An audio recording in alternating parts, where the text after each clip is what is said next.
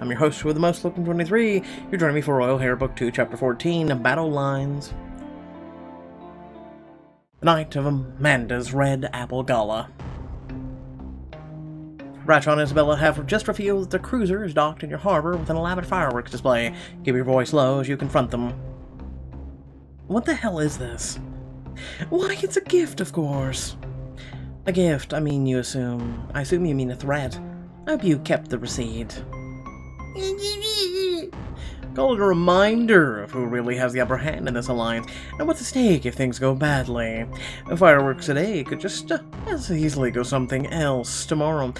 Something a lot more dangerous. If you wanted to attack us, you would have done it already. You're bluffing.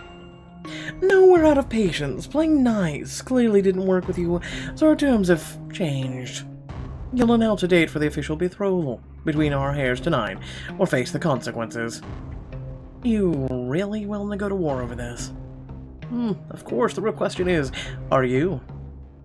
We'll give you some time to mull it over. They sweep away, leaving you and Liam still reeling from the news. You rock Amanda gently in your arms to calm her soft fussing. I don't care how many cruisers they send in, we're not setting a date for the betrothal. Shh, it's okay, Amanda.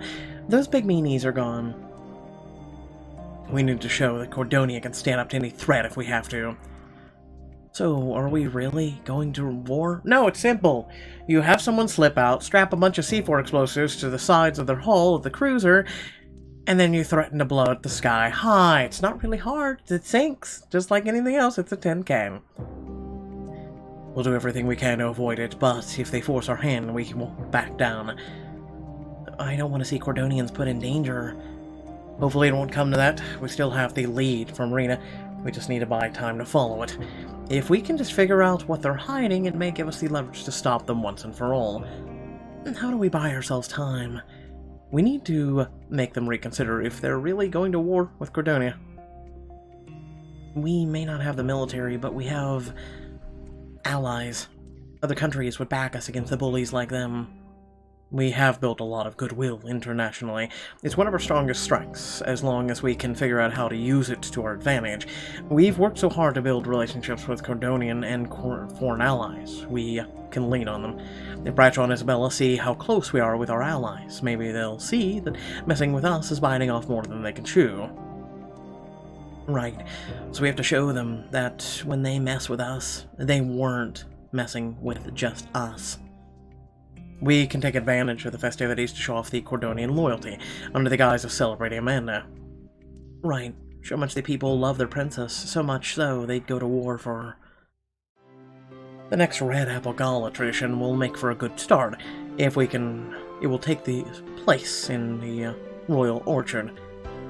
Sounds fancy.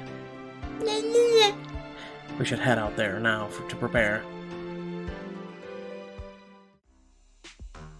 You carry Amanda out to the Royal Orchard with Liam, only to find it already occupied. Hey, get away from my tree! I want that tree! Veronica snaps a picture of the twins in front of a large old apple tree laden with fruit. With big smiles, children, you'll want to look back on the beginning of many memories in Cordonia. Lila grabs a rock from the ground and begins carving her initials into the bark of the tree, only to be interrupted when Isaac snaps off a nearby branch and hits her with it. I said I want that tree! Hey, you two. Better watch out for the apple monster. Huh?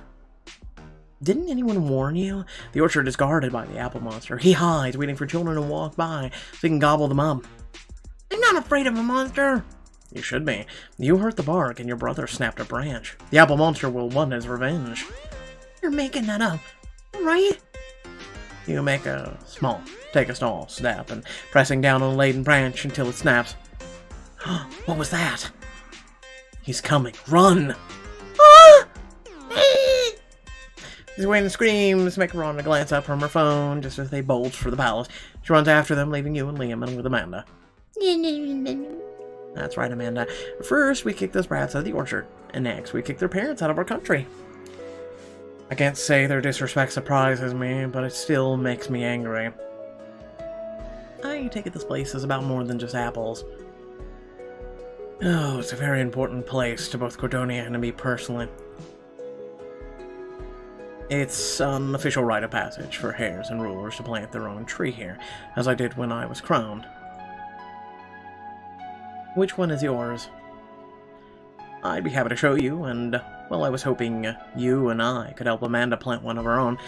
We do have a bit of time before the ceremony starts, and I thought we could plant hers beside mine. You like that idea, Amanda? I know the stakes are high right now, but this is a once-in-a-lifetime moment for her. Amanda deserves to leave her mark on Cordonia now more than ever. Help Amanda plant an apple tree with Liam. Hope you're all having a great day. Amanda definitely needs a tree of her own, don't you? I think I know the perfect spot. You follow Liam through the trees, watching Amanda reach for leaves and fruit as you pass. Liam points out to a particular large and weathered tree ahead of you. That's the first tree ever planted in this orchard. It was a gift to a young princess who would go on to become a queen. With her son came of age, she gifted him a tree to plant beside her. It's been an unofficial tradition ever since. Talk about a trendsetter. Just like Amanda will be. Walk a bit further into the orchard before Liam stops in front of a younger but still well-established tree. Its leaves are browning in stark contrast with the lush foliage of those around it. What's wrong? This tree... does it look like only make rotten apples or something? This one was planted by my father. The gardeners are doing their best, but the rot runs down to the roots. It used to inspire me. Now it's a reminder that I want to be a better role for Amanda, as a king and as a father. You already are. It isn't even a good comparison, Liam. Liam pauses for a moment or more before turning away from the tree. He smiles when he sees this much smaller tree beside it. This one is Leo's. He joked about having to dig up, or it dug up, when he was abdicated, but I convinced him to let it stand. Couldn't let any harm come to a perfectly good apple tree. That, and I still wanted my tree to stand beside my brother's. He points to the tree just beyond, which is barely larger than a sapling. I know it still has some growing to do, but this little tree means a lot to me. Almost as much as it means to have my daughter plant her own beside it. Hey, Amanda's gonna cherish this forever. She might not understand the full meaning of it right now. But when she's a little older, she'll feel just as strong a bond to her tree and what it means to do with yours. I hope she does. You look past Liam's tree and see a small sapling, a shovel, and a watering can sitting on the grass. He grabs the shovel. I picked this tree out personally. It's a new Cordonian ruby hybrid, bred for strength as well as beauty. I think she likes it as much as I do. Then I'll get to digging. Wait, it's just us? I would have expected more people here and cameras. It's one of the few royal traditions that isn't full of press and fanfare. Liam steps on the back of the shovel's blade, pushing it into the soil.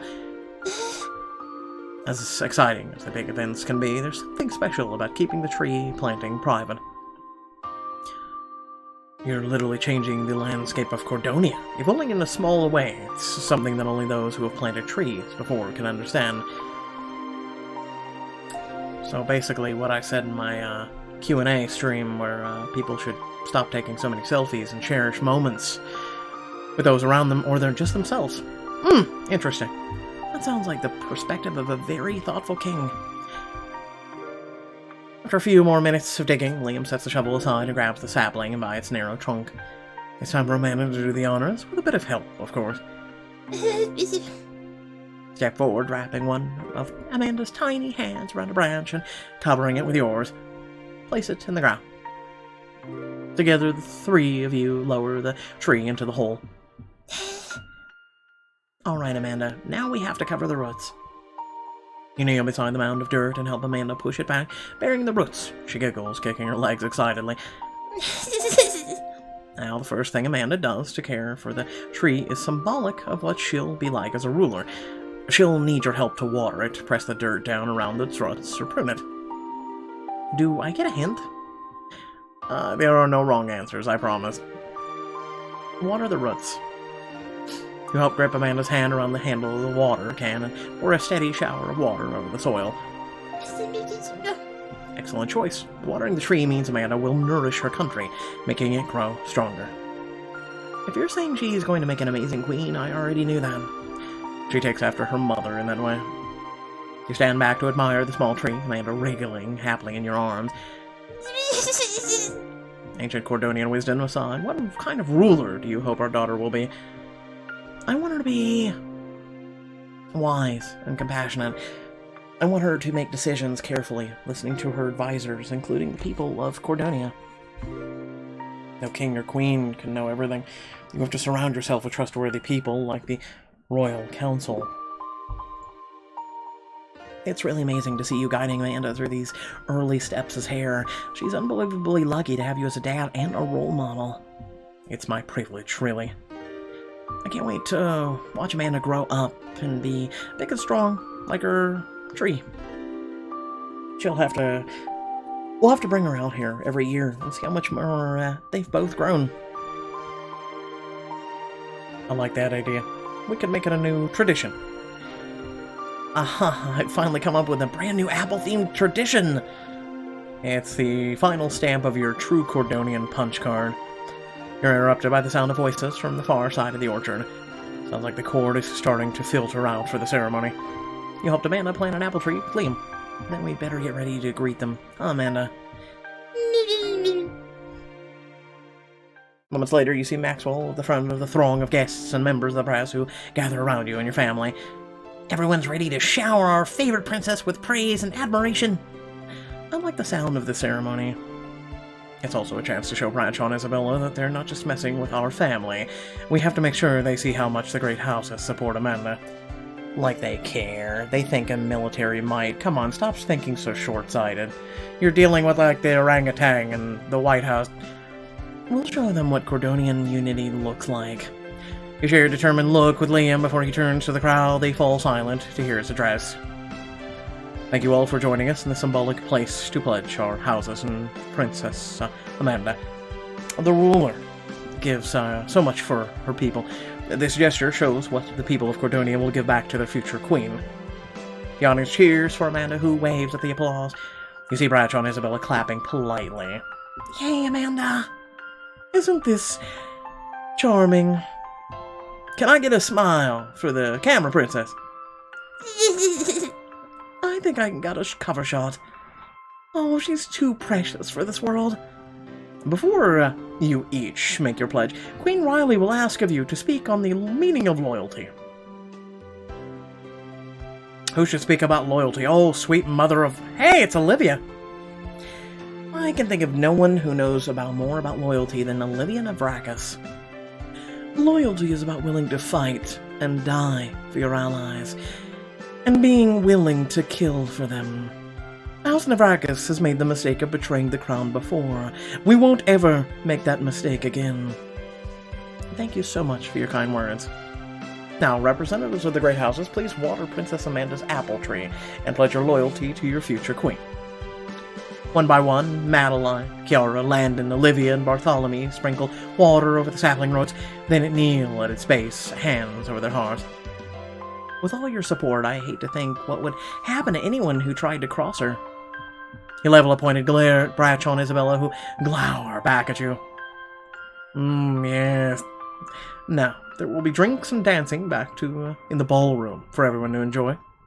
You and Liam head back towards the palace with Amanda in your arms, but your path is quickly blocked by Bradshaw and Isabella.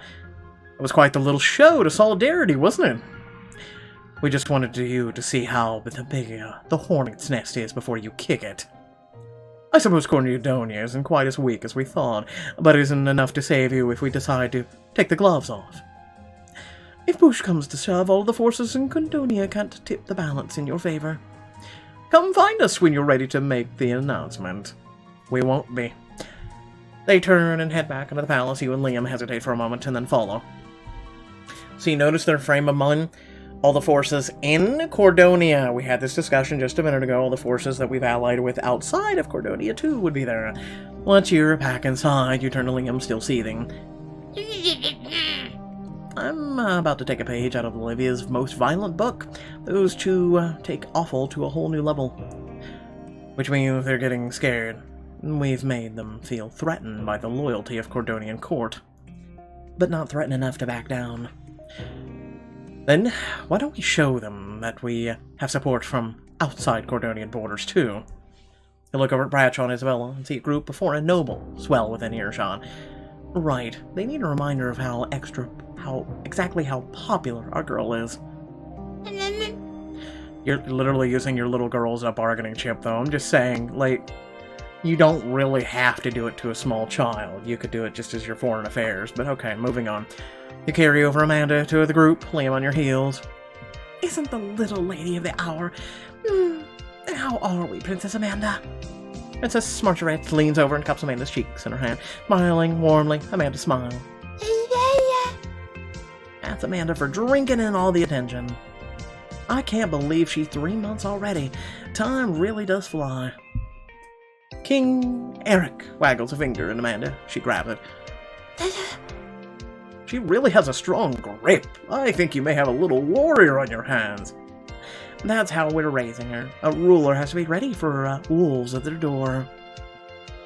Don't we know it? You raise your voice slightly, sparring a glance for Isabella and Bradshaw. Well,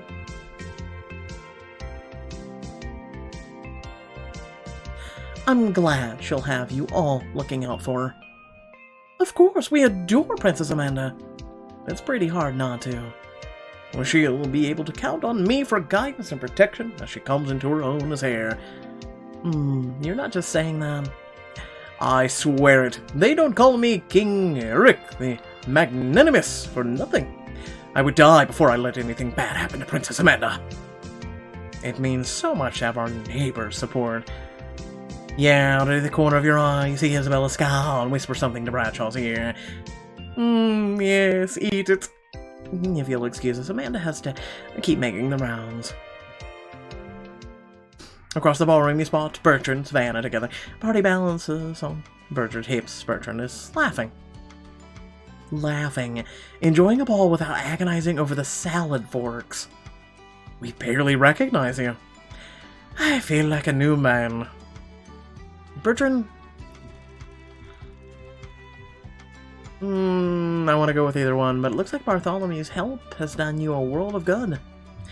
I'm pleased to report that it has. My only regret is that I didn't accept it sooner.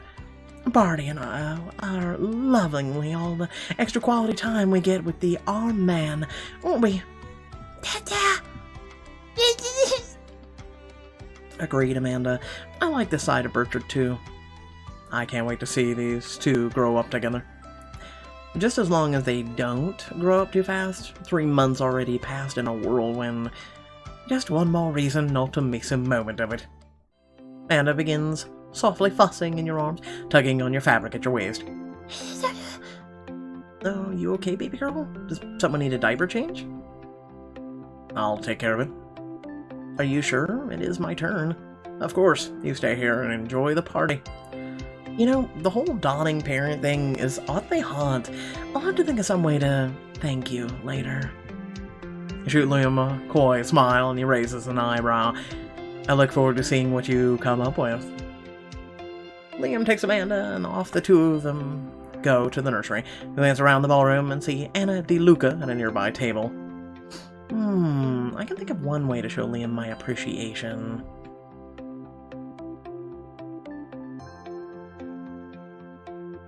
Hey, Anna, you wouldn't happen to have any new designs in your clothing line, would you? Evening, Queen Riley. As a matter of fact, I do have a new clothing launching soon. Anything in particular you're looking for? I was thinking something intimate. I think I have just a thing full of me. She just keeps her wardrobe with her at all times. You and Anna slip out of the ballroom and head to the Palace Boutique. Anna pulls out a garment bag and rifles through the contents. You have a good timing. This collection is set to debut in just a few days, so the stock just arrived. So I get first dibs on your best set of lingerie. Perks of being a queen. Here's the one I had in mind. Take the laundry set from Anna and duck in the changing room and try it on. Let me take a look at this. I accept this. I wouldn't mind seeing it in black, though, like color alternatives, Pixelberry. Can we work on that? Like, seriously, it's all I want. Color alternatives. I'm sure the ladies watching would enjoy that as well. Call out to Anna from the dressing room as you admire your reflection in the mirror. Okay, not to toot my own horn, but I look hot. Liam's jaw is going to fall through the floor when he sees me in this. You purchased red hot. You get dressed and return to the main boutique. It's some of my best work. I'm glad it'll be appreciated. Thanks, Anna. I can't wait to shop the rest of the collection when it comes out. Add colors, thank you. Anna begins packing her collection back up as you return to the ballroom. You know, it is choices the stories you play, not choices we make up for you. When you walk through the doors, you find Liam and Amanda waiting to greet you on the other side. Hey, Ma! There's my baby girl. Where'd you go? Anna wasn't pressing for you for an interview or anything, was she? No, she was helping me arrange a little token of appreciation for you. Oh, what kind of token? You'll find out soon enough. The moment is interrupted by the arrival of Isabella and Bradshaw, who speak low, so only you and Liam can hear. You two have been very busy tonight, haven't you? We're just playing our part as gracious hosts. You're not our only guests tonight. No amount of apple ceremonies or pandering to a foreign power will scare us off. Our people of Cordonia see us as heroes. Are you so sure you can trust in their support? With this mark, Isabella strides over to the band. I have a special request. Play the Avernese March. Oh, God. The musicians hesitate for a moment, but begin to play an intense, dramatic song. Bradshaw and Isabella take up a dancing pose. Though their movements are swift, a few guests follow suit, but Amanda begins to fuss at the noise. I don't like it either, Amanda. It feels like more of like I'm gonna charge in a battle than onto a dance floor. This is out of control. Shh, sweetie, it's alright. I'll make the bad song go away. You turn to the band. Listen, we need some Cordonian tunes in here. Maybe the Cordonian Waltz in honor of Princess Amanda? Surely it can wait until after the princess's mother is making a request. That gets priority. It is pretty rude to play your country's anthem at a party for our princess. No, not the classy move. I wasn't going to say anything, but I also prefer the Cordonian Waltz. You look around the room and see several others nodding in agreement. Looks like our public support is on our side. Fine. Liam casts a mischievous glance at the band, then turns to whisper in your ear. I think we can turn this completely in our favor. Do you trust me? With my life and our daughter's. As the band begins to play the Cordonian Waltz, Liam turns to address the ballroom. It isn't every day that our little princess, or your little princess, turns 3 months old, or has a ball thrown in her honor. I wanted to do something special, so he approaches, offering you his hand. I'd like to ask my wife and my daughter for the honor of a dance. You take Liam's hand and allow him to lead you and Amanda to the center of the room as everyone else moves to the edges. Liam leads you to the first steps of the dance, Amanda nestled safely between you. Way to steal Bradshaw and Isabella's thunder. There was no thunder, it was a joke, really, it was a joke. I figured if you and me dancing always draws a crowd, adding Amanda to the equation could only make more of a spectacle. Ulterior motives aside, a family dance was a great idea. You sweep past a group of nobles and foreign royals who all clap and cheer when Amanda waves at them. Oh, I think she likes the spotlight. It sure loves her. The crowd remains enthralled as the three of you glide across the room, Amanda's laughter joining the din of praise and applause. The song's almost over. We should do something big for the finale. I have the perfect idea. Follow my lead. I should gently toss Amanda in the air, spin Amanda in Liam's arms, help Amanda do the robot. No. Spin. Hold Amanda to your chest as you lift your hand in Liam's and begin twirling gracefully beneath his arm. Amanda laughs, waving her arms. The crowd offers uproarious applause as the music fades out, and you bow for them. You see Isabella and Bradshaw scowling at the edge of the dance floor. Magnifique. I haven't seen dancing like that since Beyonce gave a private concert at my car show last year. Really? You'll Liam find Bradshaw and Isabella at the dance floor fills again. You lower your voice to a whisper. Like our show. I don't know what you think this proves. That you're not the heroes you thought you were. And as for your terms, we're gonna have to decline. We're not announcing a betrothal date. You twisted Liam's arm while my life and my babies were on the line.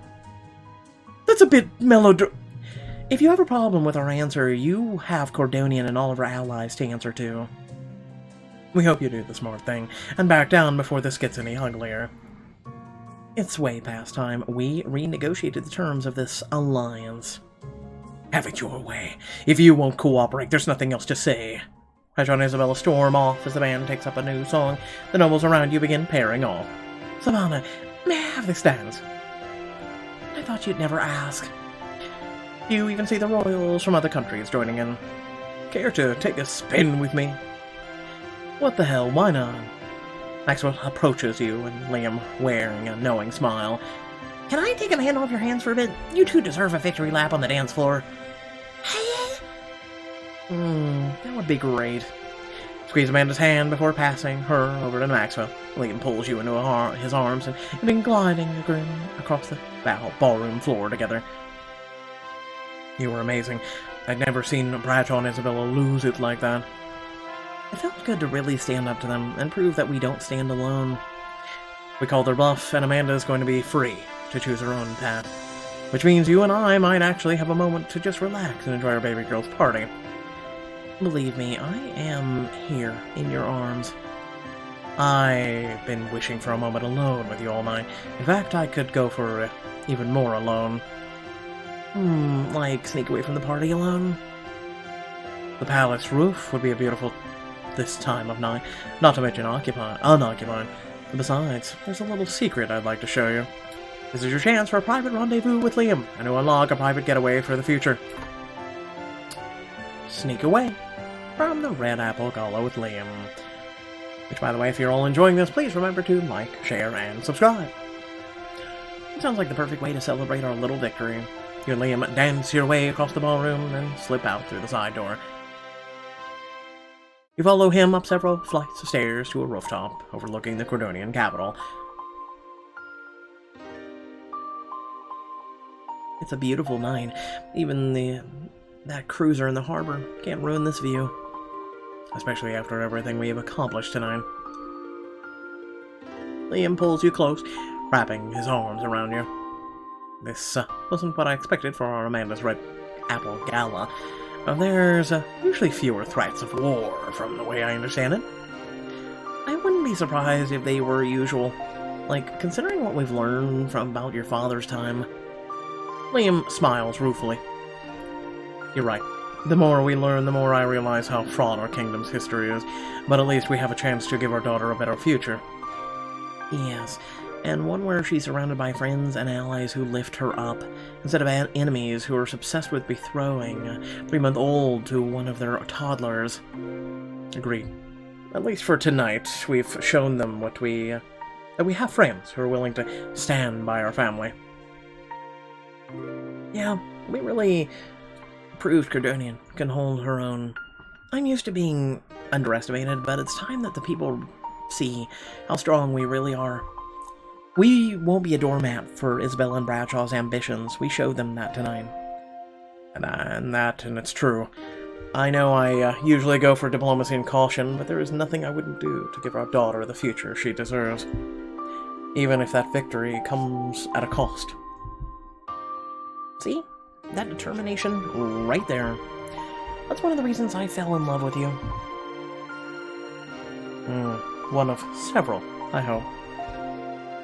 As he smiles down at you, you tilt your head up and capture his lips in a lingering kiss. Definitely. Liam kisses you again. When you part, he holds out a hand to you. Follow me. There's one more part of this view I want to show you, and I think it'll be an improvement over the warship. Liam leads you across the palace rooftop to a small tower nestled among the eaves. You he takes you through a door at its base and up a spiral staircase to...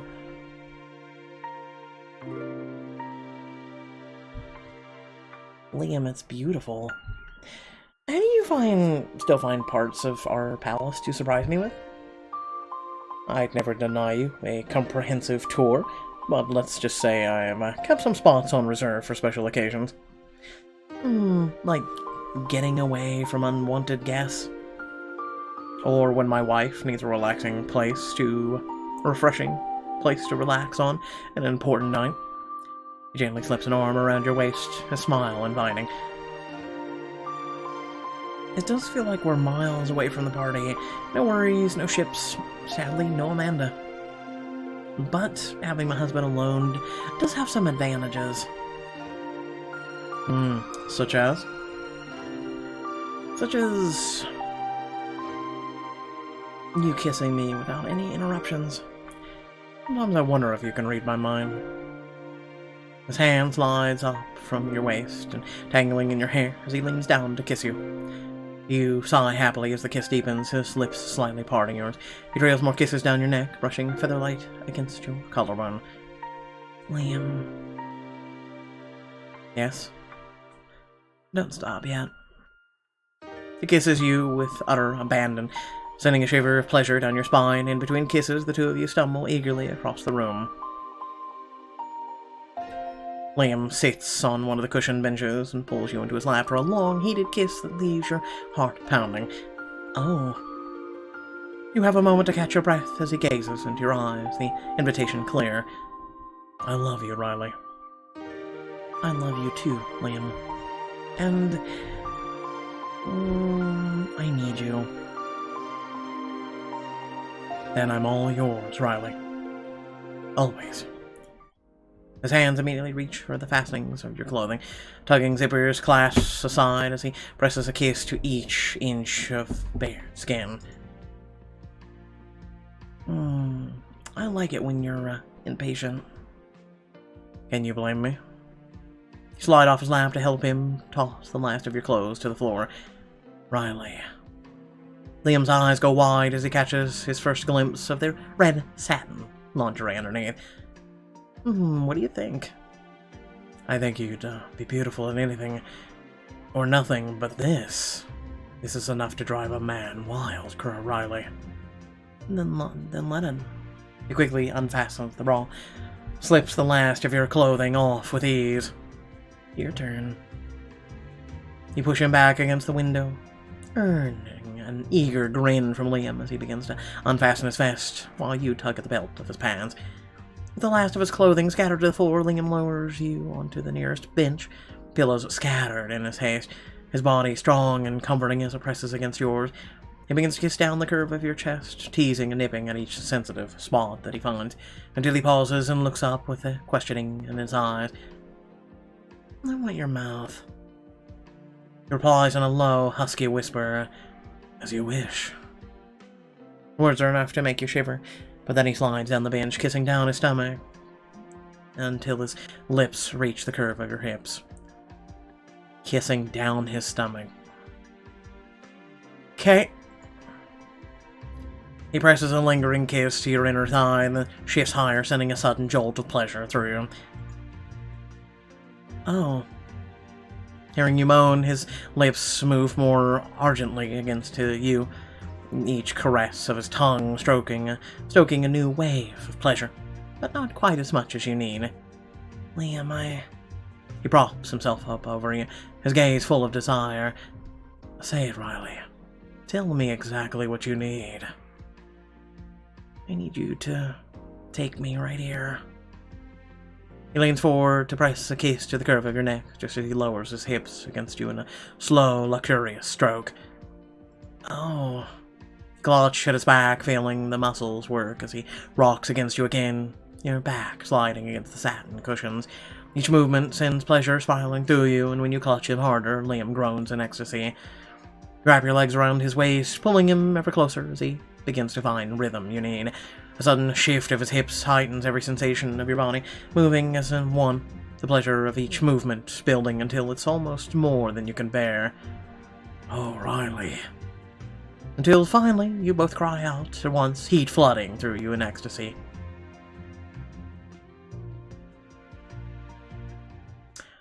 Later, Liam wraps an arm around you as you recline among the cushions. You know, there's another reason I wanted to show you this tower. Besides getting me alone.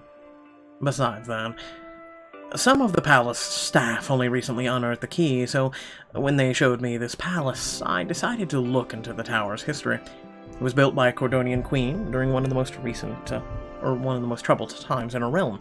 Apparently she used it as a retreat to gather her spirits. Digs the key out of from among some of the cushions and holds it out to you. So, beyond this visit, I want you, our daughter, our family, to be able to come here whenever we need it. Consider it a safe haven. Liam... I bet the queen didn't have a smoking hot king to distract her. Otherwise, she would have been busy with other ways to raise her spirits. Well, since you already have me, I wanted to offer you the full package. So generous, my hero. I feel like you're, going for some kind of triple Man of the Year award. Best dad, best king, and best husband. I don't know about best. I'm sure I have room for improvement.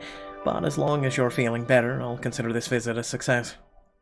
Liam, I feel ready to face 100 Bradshaws and Isabellas. Not that I want to. The two of them are more than enough. My point is, consider your mission accomplished. Right now, the Queen is ready to take on the world. We found a secret haven with Lehman, floating above it. Then I'll be lucky to face it all at your side. Share one more kiss, lingering in the peaceful tower for a moment longer before collecting yourselves and heading downstairs. Not long after you return, the ball draws to a close. Maxwell returns Amanda to your arms, and you go outside for a final photo op as you say your goodbyes. Thanks, everyone, again, for those who helped make Amanda's Red Apple Gala a night to remember. Yeah. Really. You don't know how much this means to see that you all care about her. Does the success of tonight's gala mean good things for the alliance between Cordonia and the Avernul? Share a determined look with Liam. Let's just say the specifics of our agreement are under discussion. But the alliance is obviously still on the table. We know Cordonia has appreciated our protection from the Montessorin threat. Bartholomew steps up from behind the crown. He hesitates a moment before speaking.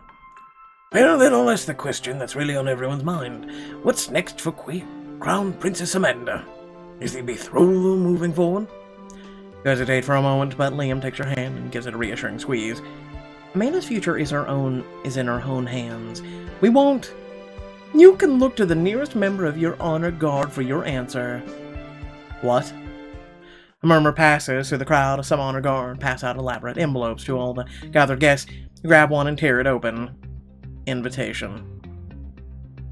Cordonia and Avernul cordially invite you to Prince Isaac and Princess Amanda's betrothal ball? In 1 week? How monumentous! That can't be right! This was not cleared through the Royal Communications Office. Gold-painted English lace? Who made this monstrosity? The murmur quickly becomes an excited din as everyone reads the announcement. You and Liam turn to Bradshaw and Isabella, furious. What the hell are you doing? We didn't agree to any of this.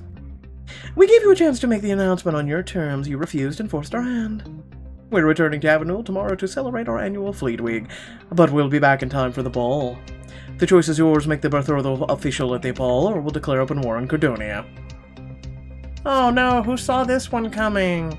Oh no, Isabella and Bradshaw have thrown down the gauntlet. Can you find a way to save Amanda and Cordonia? Yes, yes you can. You gather all of your allies, you let them know the situation. Holy sweet mother of Christ, how hard is this? So when they come and they bring their quote-unquote fleet, you have your own fleet waiting. You have your own fleet week. From all the neighboring countries and all your neighboring allies and the whole 9 yards. And you also let them know the situation with Rena. How fucking hard is it? It isn't suspenseful, Pixelberry. This isn't suspenseful. This isn't big. It isn't ooh and ah, okay? Like, anyone that saw this going this way and be like, oh, that was easy. No, Pixelberry likes to draw this crap out. They just, you don't know how to write stories anymore without outsiting, like, writers. It's really disappointing. We'll just turn our attention over to the Witness Bodyguard book, and case in point complete. Moving on. With that being said, thank you all for watching. Please remember to like, share, and subscribe. Head down in the description below, links to social media, Discord, if you'd like to support me and my content. And without further ado, if you need any more inspiration, let's just look over to the writer, the left, from Bloodbound, and the fact that Bloodbound no longer has any more books. And the writer for Nightbound. We no longer have any books. You know, that's what happens when good people go away from Pixelberry, because we lose the good books. Everyone can petition all they want about wanting Nightbound and Bloodbound back. You're never gonna get it, because the writers are gone. Moving on. Peace.